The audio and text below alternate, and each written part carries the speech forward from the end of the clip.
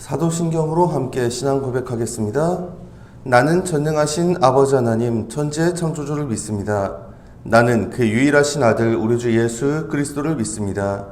그는 성령으로 잉태되어 동정녀 마리아에게서 나시고 본디오 빌라도에게 고난을 받아 십자가에 못 박혀 죽으시고 장사된 지 사흘 만에 죽은 자 가운데서 다시 살아나셨으며 하늘에 오르시어 전능하신 아버지 하나님 우편에 앉아 계시다가 거기로부터 살아있는 자와 죽은 자를 심판하러 오십니다.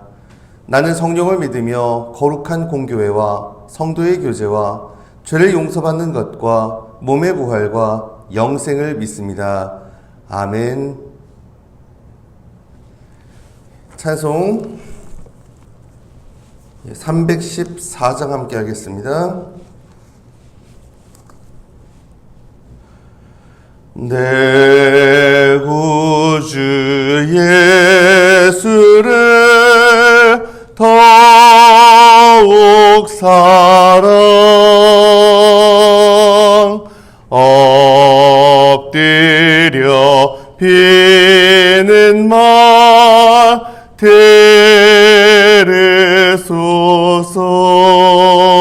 들으소서. 내 진정 소원이 내 구주 예수를 더욱 사랑 더욱 사랑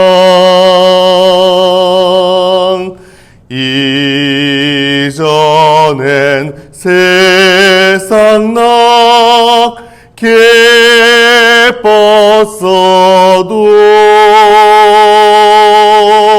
지금 내 기쁨은 오직 예수.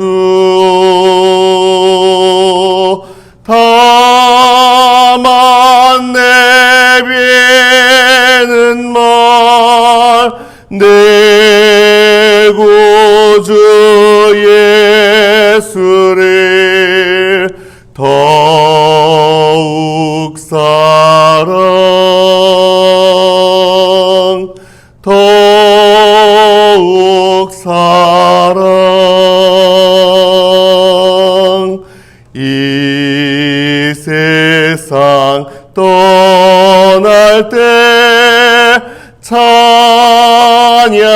찬양하고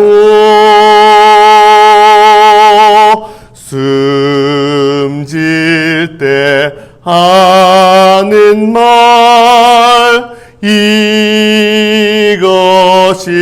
이것일세. 다만 내비는 말 내 구주 예수를 더욱 사랑 더욱 사랑. 아멘.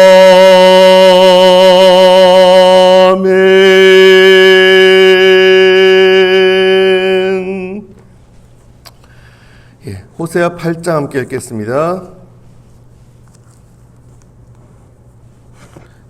호세아 8장 구약성경 1262페이지 호세아 8장 함께 읽겠습니다.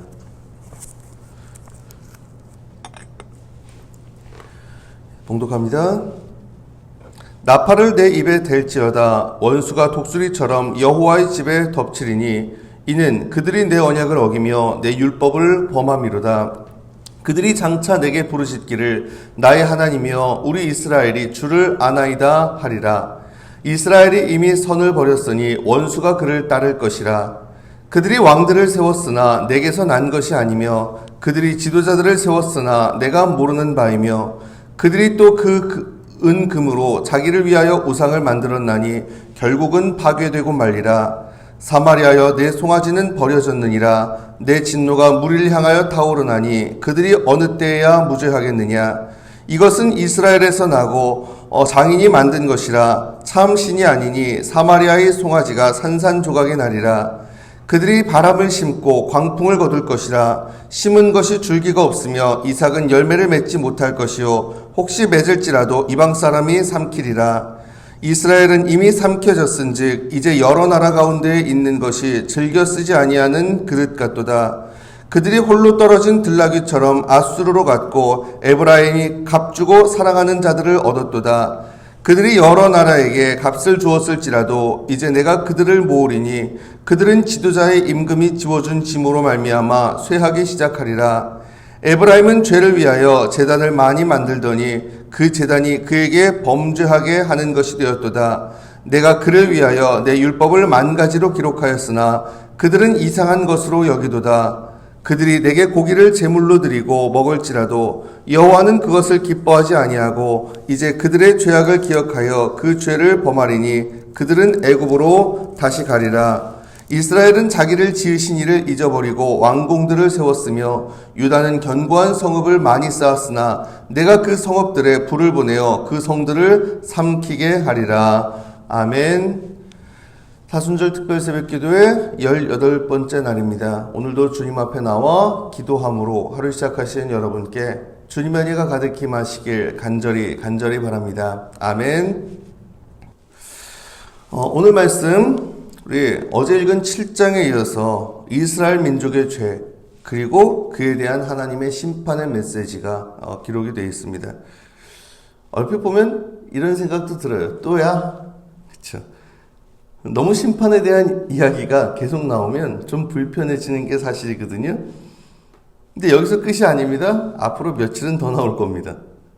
부담되는 말씀일 수 있죠. 하지만 그럼에도 겸손히 그 주님 말씀에 귀를 기울이는 가운데 우리 자신을 좀 돌아보고 진정으로 회개하는 시간 되기를 간절히 소망합니다. 자, 아무튼 이 8장 1절 보면 나팔을 내 입에 댈지어다 라고 시작을 하죠. 나팔, 몇 번 그 나팔이 나왔으니 아시겠죠? 전쟁이 시작된다라고 하는 신호입니다. 그래서 이스라엘이 공격을 받을 거래요. 원수가 독수리처럼 여호와의 집에 덮치리니 이는 그들이 내 언약을 어기며 내 율법을 범함이로다. 여기서 여호와의 집은 성전을 말하는 게 아니라 이스라엘을 말하는 겁니다. 그 여호와의 집이라고까지 칭함을 받은 이스라엘이 공격을 받을 것이다. 이유가 뭐예요? 왜 이런 일이 벌어집니까? 그들이 내 언약을, 하나님의 언약을 어기고 율법을 범했기 때문에. 여기서 율법이라고 하는 건 꼭 법 규정만을 뜻하는 게 아닙니다. 하나님의 말씀을 의미해요. 하나님의 말씀을 잊어버렸다는 거죠. 그러면 이건 곧 그 말씀을 하신 하나님을 잊어버린 겁니다. 14절에 그런 표현이 있잖아요. 이스라엘은 자기를 지으신 이를 잊어버리고. 나중에 심판받을 때 2절 말합니다. 그들이 장차 내게 부르짖기를 나의 하나님이여 우리 이스라엘이 주를 아나이다 하리라. 하나님, 우리가 주님을 압니다 라고 항변할지 모르지만 그들은 사실상 어떻게 살았다고요? 3절에 말합니다. 이스라엘이 이미 선을 버렸으니 원수가 그를 따를 것이라. 선을 버렸다. 사실상 하나님 없는 것처럼 행동했다는 거죠. 선을 버리고 살았다. 그러니 결과는 어떻다고요? 심판일 것이다. 아까 하나님을 잊어버렸다라는 표현 썼는데 여기서 잊어버렸다라고 하는 표현은 그거는 기억상실을 뜻하는 게 아니에요. 잊어버렸다라는 게 그냥 기억이 사라졌다 이게 아닙니다. 그 잘못 놓았다라고 하는 정도의 표현입니다. 잘못 놓았다. 여태까지 잘 쓰던 건데요. 우리가 잘 쓰던 건데 이게 어느 순간 어디 있는지 막 잊어버리는 그런 상황이 있죠. 핸드폰 같은 경우는 굉장히 잘 쓰는데도 불구하고 어디 있는지 몰라가지고 막 한참 헤매고, 심지어 어떨 때는 옆에 있는 우리 배우자나 누가 전화를 해줘가지고 그 전화 신호를 듣고 그러고 핸드폰 찾아야 되는 경우도 종종 있으시잖아요. 근데 그런 것처럼 여태까지 잘 쓰고 있던 건데 지금 어딘가 잘못 놓여져가지고 어디 있는지를 모르겠는 거, 그런 거. 여러분, 한번 하나님을 안 사람이, 하나님을 만난 사람이 아주 하나님을 그냥 기억에서 싹 그냥 지워버린다, 이런 거는 불가능할 거예요. 근데 하나님 잊은 채로, 그쵸? 뭡니까? 없는 것처럼 하나님 생각 안 하고 하나님 의식 안 하고 그렇게 살아갈 수는 있을 겁니다. 근데 지금 여기서 지적하는 게 뭐예요? 이스라엘이 정확히 그렇게 했다는 겁니다. 하나님을 만났고 여태까지 하나님 경험했고 하나님이 그들에게 베풀어 주신 그런 은혜가 있고 또 하나님이 주신 말씀도 있고, 그런데 하나님 말씀을 잊어버리고 그냥 없는 것처럼 생각 안 하고, 그리고 하나님 의식 안 하고 그냥 자기들 멋대로 살았다는 거죠. 여러분, 우리는 어떻죠? 우리는 삶의 현장에서 늘 하나님 의식하면서 삽니까? 우리의 행동, 우리가 뭘 할 때 하나님 의식하고 하나님 생각하고 하나님 두려운 줄 알고 또 하나님을 기쁘시게 하려고 하고, 우리는 그렇게 의식하면서 살고 있는 거. 물론 교회, 봉사, 또 섬김 굉장히 중요하고 의미 있는 일입니다. 그 섬김 덕분에 교회가 잘 돌아가고 그건 사실이거든요. 근데 그것뿐만이 아니라 우리 일상 속에서 우리는 정말 하나님을 의식하면서 살고 있는지, 하나님이 정말 원하시는 대로 내가 선택하고 결정하고 살아가고 있는지, 기도만 나오고 예배만 나오고 이게 다가 아니잖아요.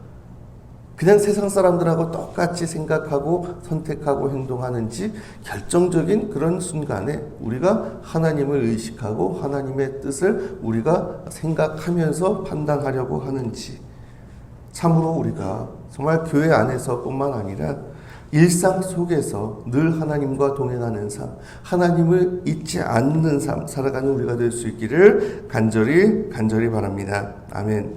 자, 그 다음, 그러면 하나님을 잊어버림으로 인해서 나타난 죄악들에 대한 고발이 4절부터 나와요. 모든 죄의 근원은 결국은 하나님을 잊어버리는 데서부터 시작되는 거거든요. 자, 먼저는 왕권의 문제 플러스 우상숭배의 문제가 4절부터 6절까지에 걸쳐서 나옵니다. 이 4절부터 이 두 가지는 한데 묶여서 나와요. 왕권의 문제라는 것과 우상숭배의 문제가 같이 나옵니다. 왜 이 두 가지가 같이 묶여서 나올까?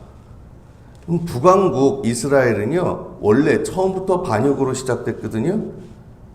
솔로몬 왕 때 북왕국 북쪽 그 지파들이 솔로몬에게 반발을 하죠. 솔로몬의 통치 방식이나 뭐 이런 것들이 너무 가혹하고, 그러면서 떨어져 나오는 그 과정 속에서 이제 여로보암이 왕으로 세움을 받고, 그렇게 해서 북왕국이 세워지지 않습니까? 그런데 그때 그 북왕국이 떨어져 나올 때 문제는 뭐예요? 예루살렘 성전이 어디 있었어요? 예루살렘 성전은 남왕국 유다에 있었거든요. 근데 그 당시 기준으로 제대로 예배를 드리려면 예루살렘 성전까지 가야 돼요. 근데 북왕국 입장에서 이건 치명타죠. 그래서 그 남왕국 유다하고는 구별되는 또 자기들만의 국가 성소를 따로 만듭니다. 그래서 베델에 만들고 단에다 만들고. 근데 이게 뭐예요? 하나님 뜻하고는 무관하게 사실은 만드는 거죠. 그리고 결국 그것이 처음엔 하나님 섬긴다고 생각하고 만들었지만 결국은 거기가 우상숭배의 그런 온상이 되고 말고요. 하나님의 형상이라고 말하면서 거기다가 처음엔 금송아지를 또 들여놨어요. 그러다가 나중에 가선 이게 가나안의 바알 숭배하고 완전히 타협을 해가지고, 그쵸? 하나님 아닌 다른 우상들을 향해서 거기에서 제사를 하고. 여러분, 이 모든 것들의 문제가 결국 뭐예요? 교만, 그리고 자기 숭배 또는 자기 사랑. 하나님하고 상관없이 왕이 됐다. 이건 자기 스스로 높아진 거예요. 그렇죠? 그럼 우상은 뭡니까? 우상. 10계명의 제2계명 정확히 말해요. 너를 위하여 새긴 우상을 만들지 마라. 나를 위해서, 자기 자신을 위해서 만든 신이 우상이에요. 내 욕망을 위해서 하나님을 이용하는 거. 자기 욕망에 만든 신을 만드는 것. 사랑하는 여러분, 우리 또한 이 시간 각자의 신앙을 돌아보길 원합니다. 우리는 나를 위해서 하나님을 이용하려 하고 있지는 않은지, 성경에 나타난 하나님이 아니라 내 구미에 맞는 하나님을 섬기고 있진 않은지, 그럼 정말 곤란한 일이죠. 하나님을 어떻게 생각하고 의식하고 있는지. 가끔 참 예수 믿는 그리스도인들, 또 신앙 좋은 것 같이 보이는 분들하고도 그 이야기를 하다 보면은 하나님에 대해서 되게 참 다르게 이해하는 경우들이 있더라고요. 근데 물론 나도 잘못이고 그분도, 그러니까 누구 하나가 잘못됐다, 뭐 잘하고 있다, 그럴 거는 아닙니다. 하지만 중요한 건 내가 믿는 하나님, 그게 하나님의 전부는 아닐 수 있다는 거. 그러기에 내가 만든, 내가 어떤 형상화한 하나님, 그게 우상이 되면 안 되는 거죠. 참으로 내가 만든 그런 하나님을 우상으로 여기는 것이 아니라 진정 하나님은 하나님으로 섬길 줄 아는, 하나님은 하나님으로 알고 그 앞에 겸손할 줄 알고 참으로 그분이 나보다 크심을 인정하고 그 앞에 내가 낮아질 줄 아는 그런 우리가 될 수 있길 바랍니다. 7절부터 10절까지에 걸쳐선 국제관계에서의 문제도 나와요. 국가적인 위기 속에서 이스라엘은요, 하나님을 찾기보다 강대국의 힘을 찾고 의지하려고 합니다. 근데 이런 태도는 결국 뭐라는 겁니까? 7절에 말하죠. 그들이 바람을 심고 광풍을 거둘 것이라. 심은 것이 줄기가 없으며 이삭은 열매를 맺지 못할 것이요. 혹시 맺을지라도 이방 사람이 삼키리라. 바람을 심고 광풍을 거두는 태도다. 이방 강대국을 의지하는 태도가. 왜요? 그들이 의지하려 했던 강대국들로 인해서 결국은 그들 자신들이 파멸할 것이기 때문에 아무 열매가 맺혀지지 않는 거죠. 심지어 10절에 보면 말해요. 10절에 8절 9절에 이스라엘 이미 삼켜졌고 그래서 즐겨 쓰지 아니하는 그릇같이 됐고 그들이 홀로 떨어진 들나귀처럼 아수르로 갔고 에브라임이 값주고 사랑하는 자를 얻었는데 10절 말합니다. 그들이 여러 나라에게 값을 주었을지라도 이제 내가 그들을 모으리니 그들은 지도자의 임금이 지워준 짐으로 말미암아 쇠하기 시작하리라. 그들은 지도자의 짐으로 자기들이 원해서 자기들 멋대로 남을 의지하고 다른 나라를 지도자로 삼았는데 그 지도자의 임금이 지워준 짐으로 인해서 오히려 쇠하기 시작할 것이다. 멸망 전에도 조공 때문에, 그쵸? 강대국을 섬기는 그것 때문에 허리가 휘어질 정도가 돼요. 여러분, 하나님 아닌 다른 것을 의지하려는 자세? 물론 의식 안 할 수는 없죠. 하지만 하나님보다 더 앞서 있는 것, 하나님보다 더 우선시하고 하나님보다 더 의지하고 두려워하는 것이 있다면 그게 우상 아닙니까? 그 우상들 내려놓기를 원합니다.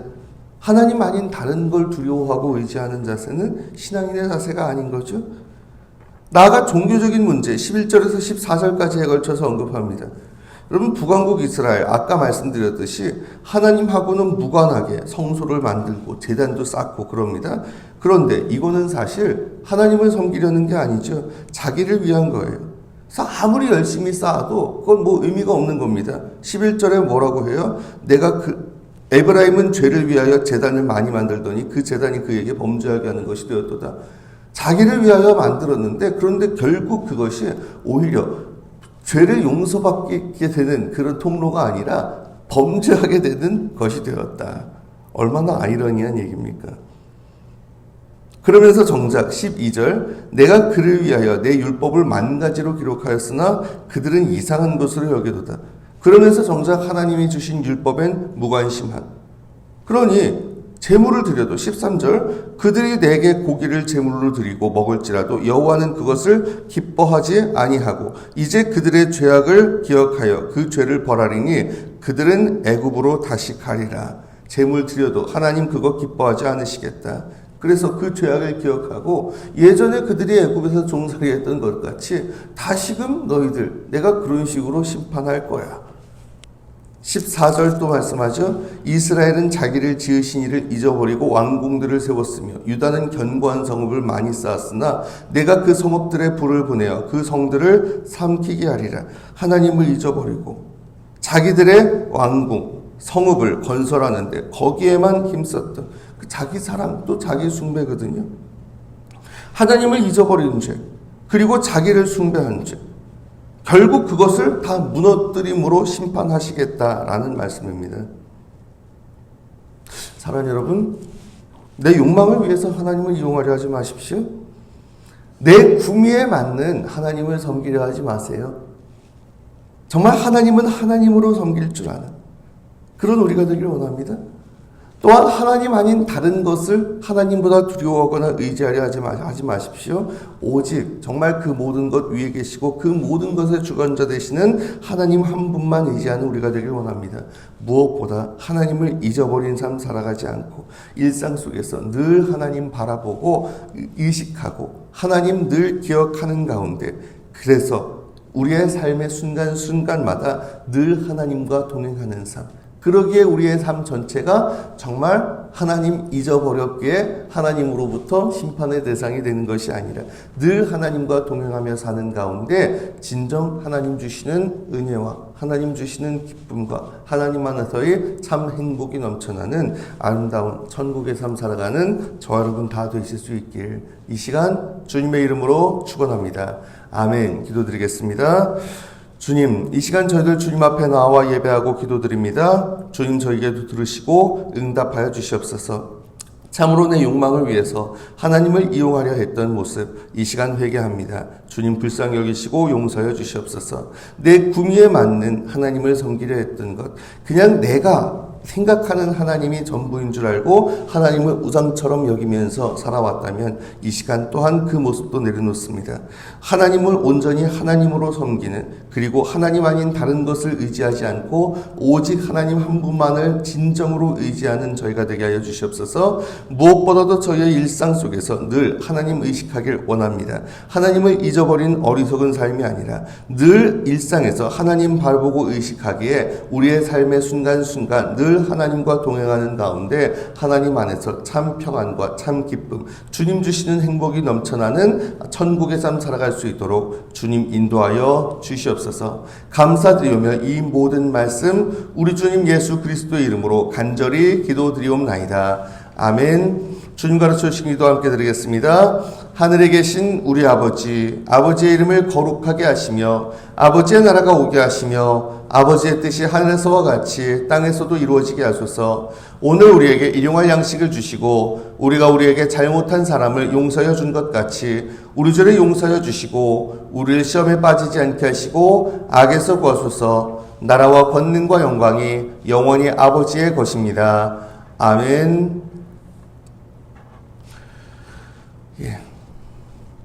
오늘 말씀 놓고 우리 함께 기도하기를 원합니다.